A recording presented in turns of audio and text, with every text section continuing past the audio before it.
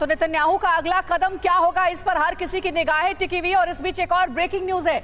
US के रक्षा मंत्री ने इजराइल के रक्षा मंत्री को फिर से कॉल किया है और इजराइल पर ताजा हमले की जानकारी भी ली गई है। तो देखिए, अमेरिका लगातार इस पूरे वॉर में अपनी इन्वॉल्वमेंट दिखा रहा है। फोन पर बातचीत भी हुई है, साथ ही इजराइल को अपना समर्थन देने की बात भी वो कर चुका है। यूएस के रक्षा मंत्री ने इजराइल के रक्षा मंत्री को फिर से कॉल किया है। सुमित, इससे पहले हम यही बात कर रहे थे, अमेरिका इस पूरे युद्ध की निगरानी कर रहा है लगातार। देखिए, रक्षा मंत्री कॉल करके हालात की जानकारी भी ले रहे हैं। तो क्या ये माने कि जैसे यूक्रेन को अमेरिका ने सपोर्ट दिया, इजराइल को भी अमेरिका सपोर्ट जल्द दे सकता है? क्योंकि इजराइल हमास जंग पहले से चल रही थी और इजराइल के सामने एक और चुनौती ईरान आ गया है सामने। देखिए, बिल्कुल अंजलि, देखिए ऐसा नहीं है कि ये अमेरिका करने वाला, अमेरिका ये कर चुका है। इन्फोर्समेंट्स लगातार इजराइल के पास पहुंच चुकी हैं, चाहे वो आप कह सकते हैं कि यूएस का जो एयरक्राफ्ट कैरियर है या फिर 2 डिस्ट्रॉयर्स हैं, यहाँ तक कि ये डिफेंस सिस्टम जो है, इंटेलिजेंस जो है, आपको याद होगा सेंट्रल कमांड के जो चीफ थे वो लगातार इजराइल में थे।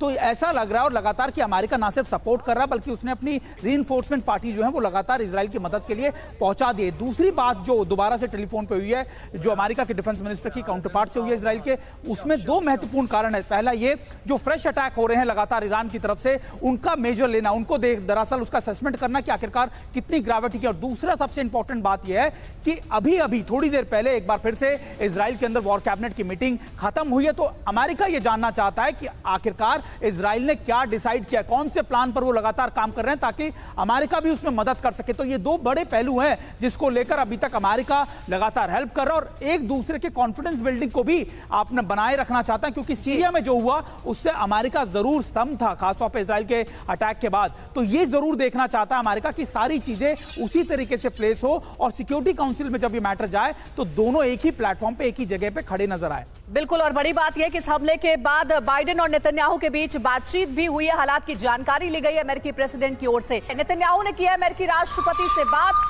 और कहा जा रहा है कि नेतन्याहू बाइडेन की 25 मिनट, जी हां, 25 मिनट तक ये बातचीत हुई है। इससे पहले हमने आपको खबर दी थी कि अमेरिका के रक्षा मंत्री ने बात की ईरान के रक्षा मंत्री, इजराइल के रक्षा मंत्री से। और अब एक और बड़ी खबर है कि इस हमले के बीच नेतन्याहू और जो बाइडेन के बीच 25 मिनट तक बातचीत हुई है और इस 25 मिनट की बातचीत में ताजा हालात की जानकारी बाइडेन को दी गई है नेतन्याहू की ओर से।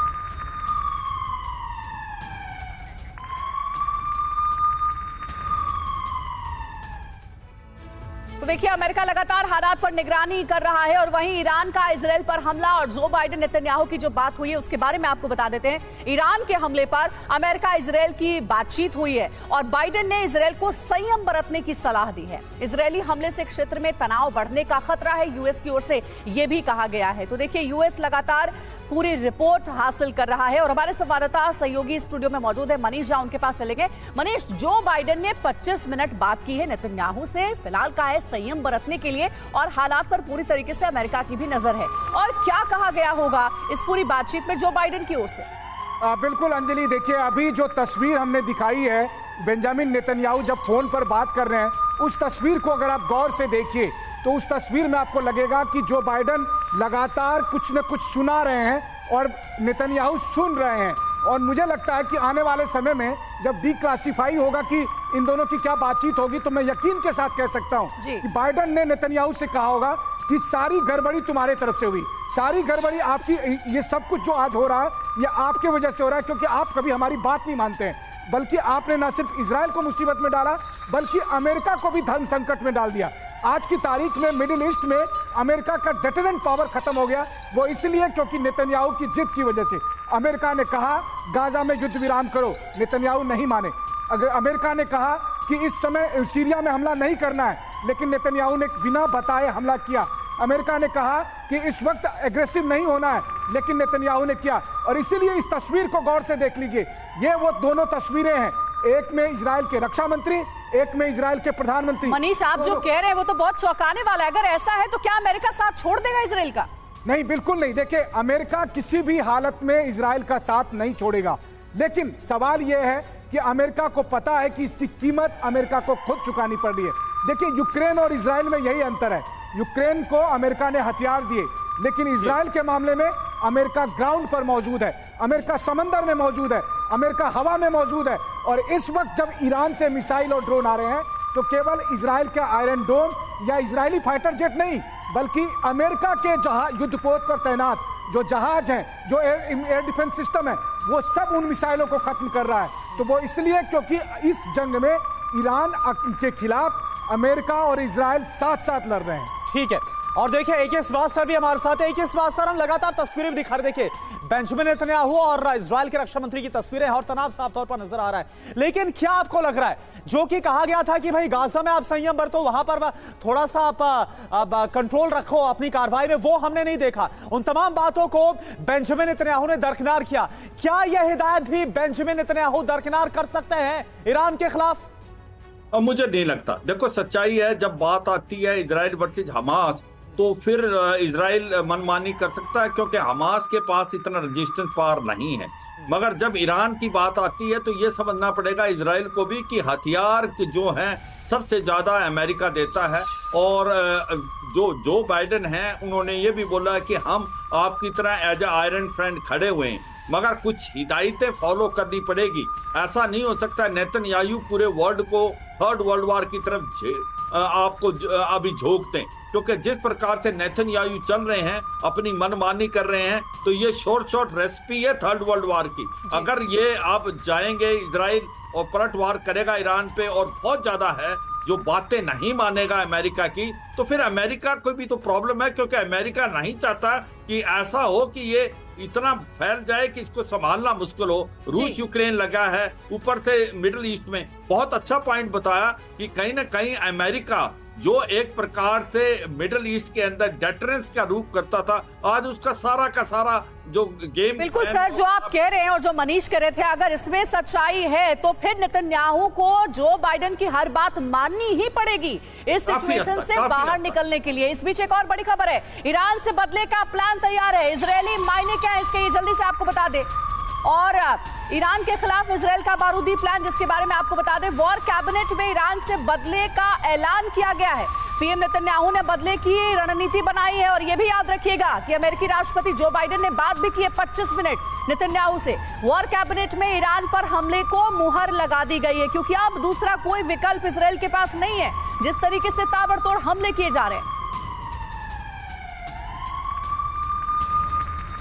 तो देखिए, ईरान के खिलाफ इजराइल का बारूदी प्लान तैयार है। वॉर कैबिनेट में ईरान से बदले का ऐलान कर दिया गया इजराइल की ओर से और मुहर लगा दी गई है, यानी कि अब जंग ऑफिशियली छिड़ गई है ईरान और इजराइल के बीच। वॉर कैबिनेट ने मुहर लगा दी है इस वॉर पर।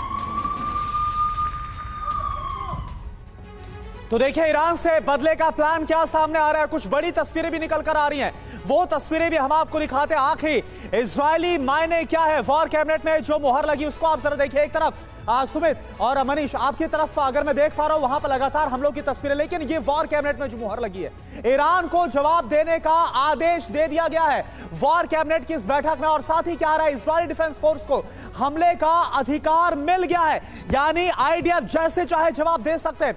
अब इसके मायने क्या है, ईरान के खिलाफ ऑपरेशन शुरू होगा। ट्रू प्रॉमिस का जवाब अब कैसे इजराइल देगा वो देखना होगा। हमले के लिए इजाजत की अब कोई जरूरत नहीं, यानी कि पूरी तरह से यह कह दिया गया कि जैसा चाहे आप हमला कर सकते हैं, रिटेलिएट कर सकते हैं, हमले के लिए इजाजत की जरूरत नहीं। यह लाइन देखना समझना जरूरी है।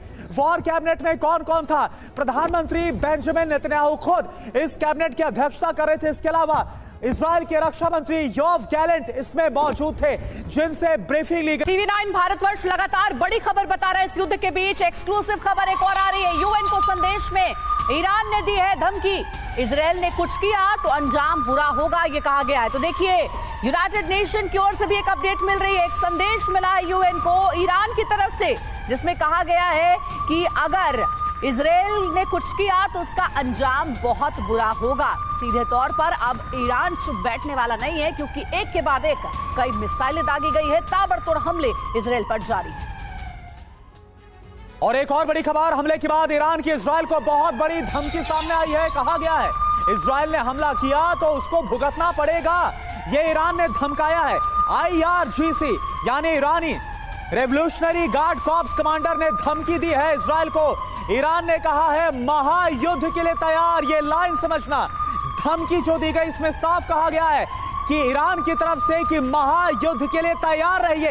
यह अपने आप में बहुत बड़ी बात, बहुत बड़ा बयान ईरान की तरफ से दिया गया है। पीके श्रीवास्तव सर, ये बहुत बड़ी लाइन कह दी गई है, बहुत बड़ी धमकी ईरान की तरफ से कि आप महायुद्ध के लिए तैयार रहिए, कैसे समझा जाए?